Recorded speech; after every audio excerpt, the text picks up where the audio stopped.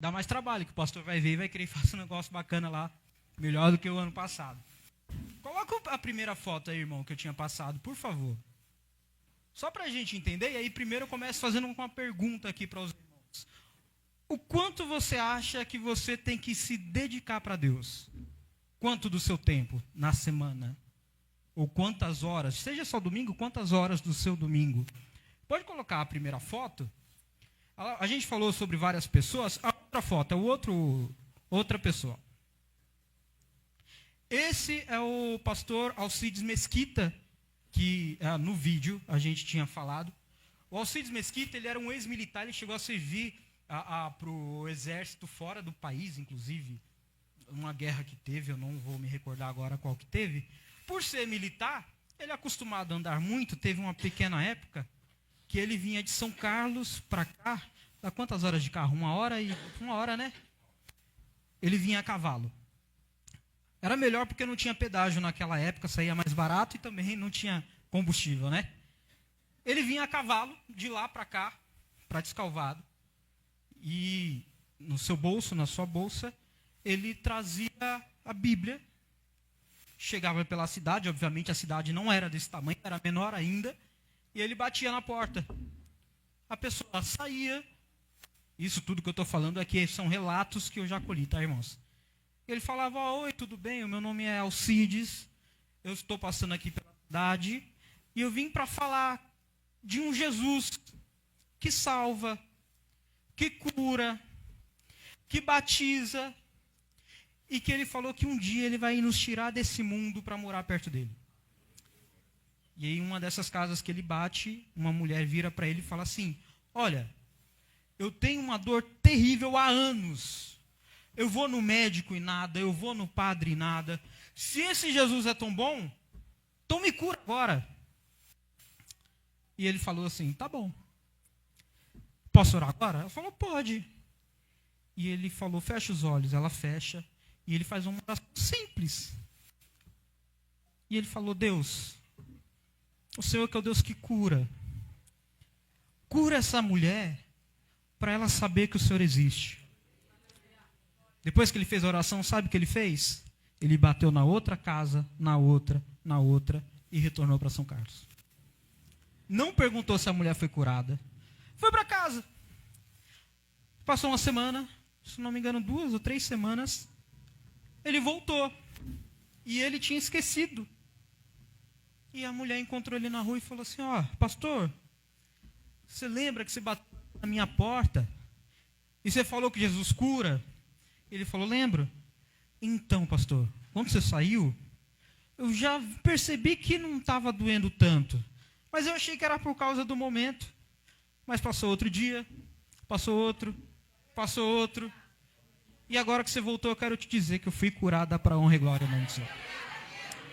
E aí essa mulher falou: eu quero congregar nessa igreja.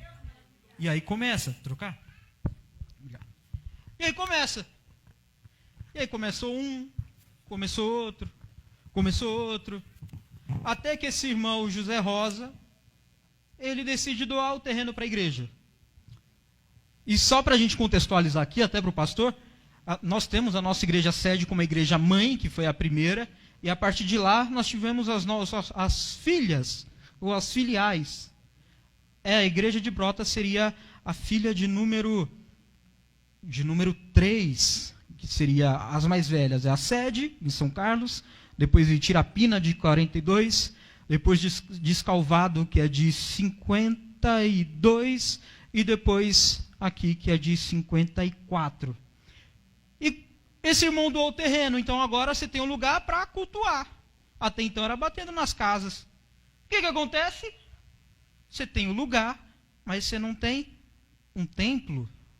E como a imagem que mostrou em um certo momento era exatamente isso. Os irmãos mais antigos aqui que forem dessa época devem se lembrar. Era um bambuzal que tinha, e no final da tarde, por detrás do bambuzal, onde o sol batia por trás e fazia uma sombra, os irmãos faziam um culto ali no período da tarde.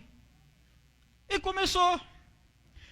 Por muito tempo ali fizeram os cultos dessa maneira. Coloca a outra foto, o segundo homem, que foi o primeiro, né? Até que veio esse, que inclusive para quem segue lá a página Histórias AD São Carlos, no Instagram e no Facebook, quase todo dia eu coloco algum pedaço da história. Esse homem, o pastor Teófilo Pereira. Irmãos, é só Deus, parece que o Espírito Santo fala assim, ó, pesquisa sobre essa pessoa. E eu pesquisei hoje, do nada eu achei a certidão de óbito dele, a gente tem pouca coisa dele. Nasceu em 1901 e ele veio então agora para começar a construir o primeiro templo, que era pequenininho. Como a gente diz até no vídeo, media 7 por 10, cabia cerca de 30 pessoas na igreja, hoje tem muito mais do que isso. E era simples, cimento, piso de cimento queimado, aqueles vermelhão, parede, em volta aqui tudo mato, moscas, à noite tudo escuro, não tinha energia elétrica, era um lampião que se tinha com querosene, e os irmãos vinham para cantar e dizer que o Senhor salva, cura, batiza com o Espírito Santo e um dia vai nos voltar. Depois de certo tempo, finalmente construíram agora o templo, né? Um dos primeiros. Coloca a foto da igreja agora. Essa aqui era a igreja antiga, olha lá. Quem é mais antigo aqui deve se lembrar. E aí nessa época muitas das igrejas era esse desenho. Vocês podem perceber, gente, é tudo nesse mesmo terreno aqui, tá? Os mais antigos sempre aqui no mesmo terreno. Então você percebe que tem um espaço, tanto desse lado quanto para o outro, que não havia construção. Então você percebe tudo o que foi acontecendo. Eu não sei quantos anos você tem, e é importante a gente saber da história, que hoje em dia tem muita igreja surgindo por aí. E você pode ter o orgulho e a certeza de falar, a minha igreja tem história, ela tem doutrina, eu sei o que ela acredita, eu sei o que a minha igreja prega, eu sei de todos que passaram. Tanto que aqui nós temos o pastor Josias, que já dirigiu aqui, pastor Enéas. O pastor Enéas é impressionante, eu estava até falando, toda igreja que eu pesquiso, o pastor Enéas dirigiu. Quase todas. Pastor Enéas, quem mais que dirigiu aqui também? Teve mais alguém? O pastor Josias? Pastor Zé Miguel também, que dirigiu aqui muito. Na época abriu até outras igrejas, em Analândia, que hoje já nós não temos igreja lá, e em outros lugares. E Deus se fez presente aqui, Ele operou no passado, Ele opera no presente. Você pode ter certeza que no futuro o nosso Deus vai continuar operando, porque Ele é o mesmo, Ele não muda. Às vezes a gente se pergunta assim, Deus, parece que as coisas mudaram, né? Parece que antes acontecia isso, acontecia aquilo outro. Por isso que eu te pergunto, você se dedica tanto ainda para o Senhor? Percebe que a história desses homens é de dedicação constante.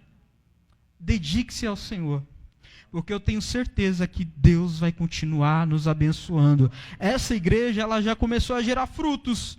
Felicidade, por exemplo. E outras. Essa igreja é uma das mais antigas de todo o campo. Como eu disse, mais velho que aqui, somente a nossa sede, Tirapina e Descalvado. Aqui, graças a Deus, vocês têm história, vocês têm raízes, e Deus tem operado nesse lugar. Amém, irmãos? Senhor, eu agradeço a oportunidade. E só uma coisa antes de esquecer. Eu olhei para o Rodrigo, eu lembrei agora. Aí começou 1972. Aí veio uma ordem do pastor presidente na época, Francisco José de Andrade. Vamos começar agora a fazer um congresso de todo o campo, chamado de União das Mocidades das Assembleias de Deus de São Carlos, mais conhecido como o Madesc. Aí fizeram a reunião para falar quem vai ser o primeiro líder da Umadesc. Saiu daqui, o Paulo Carcanho, que era daqui, foi o primeiro líder no primeiro congresso em 1972. E o mais interessante, quem veio cantar nesse congresso foi o Oséias de Paula, quando estava lançando ainda o Sem Ovelhas. Ele não tinha lançado ainda.